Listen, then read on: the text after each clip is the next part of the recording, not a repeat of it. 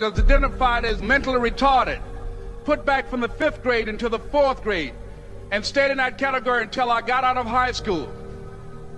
I don't have any college training, but I met a high school teacher who one day changed my life. I was waiting on another student, and when he came in, he said to me, "Young man, go to the board and write what I'm about to tell you." And I said, I can't do that, sir. He said, "Why not?" I said, "I'm not one of your students." He said, "It doesn't matter. Follow my directions now." I said, "I can't do that, sir." He said, "Why not?" I said, "Because I'm educable mentally retarded." And he came from behind his desk and he looked at me. He said, "Don't ever say that again. Someone's opinion of you does not have to become your reality." And as he talked, my heart began to beat fast. Tears began to run down my eyes, and I was in the back just listening to him, because the speech he was giving, that speech was for me. And he said, "Les Brown," he said, "if you want to do anything worthwhile in life, you've got to be hungry." I told Mr. Washington I wanted to become a disc jockey. And so I started working to develop myself. He said, "I want you to practice every day being a disc jockey." I said, "But I don't have any job now." He said, "It doesn't matter." He said that it's better to be prepared for an opportunity and not have one than to have an opportunity and not be prepared. And as I was working to develop myself, I applied for a job as a disc jockey, WMBM on Miami Beach. I went to a guy named Milton Butterball. I said, "How you doing, Mr. Butterball? I'd like to get a job as a disc jockey." He looked at me, he said, "Do you have any broadcast background?" I said, "No, sir, I don't." "Do you have any journalism background?" I said, "No, sir, I don't."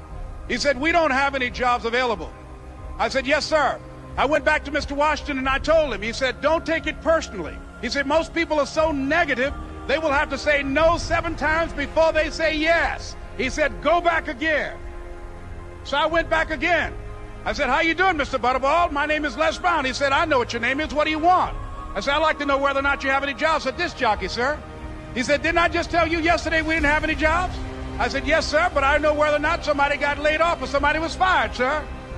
He said, "No one was laid off or fired. Now get on out of here." I came back the next day like I was seeing him for the first time. I said, "Hello, Mr. Butterball, how are you?" He looked at me with rage. He said, "Go get me some coffee." I said, "Yes, sir." And I went to get him some coffee. After a while, I would get their lunch and dinner, and I would go in the control rooms and take the disc jockeys their food, and I would not leave until they would ask me to leave. One Saturday afternoon, while I was at the radio station, a guy named Rock was drinking while he was on the air. I was the only one there, looking at him through the control room windows, walking back and forth, young, ready, and hungry. Pretty soon the phone rang, and it was the general manager. And I answered the phone. I said, "Hello?" He said, "Les, this is Mr. Klein." I said, "I know." He said, "Rock can't finish his program." I said, "I know." He said, "Would you call one of the other DJs in?" I said, "Yes, sir." I hung the phone up. I said, "Now he must think I'm crazy."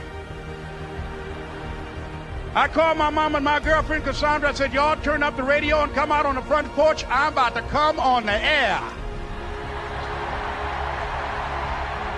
I waited for about 20 minutes, and I called him back. I said, "Mr. Klein, I can't find nobody." He said, "Young boy, do you know how to work the controls?" I said, "Yes, sir." He said, "Go in there and don't say nothing here." I said, "Yes, sir." I couldn't wait to get behind those controls. I put on an old Stevie Wonder record called Fingertips.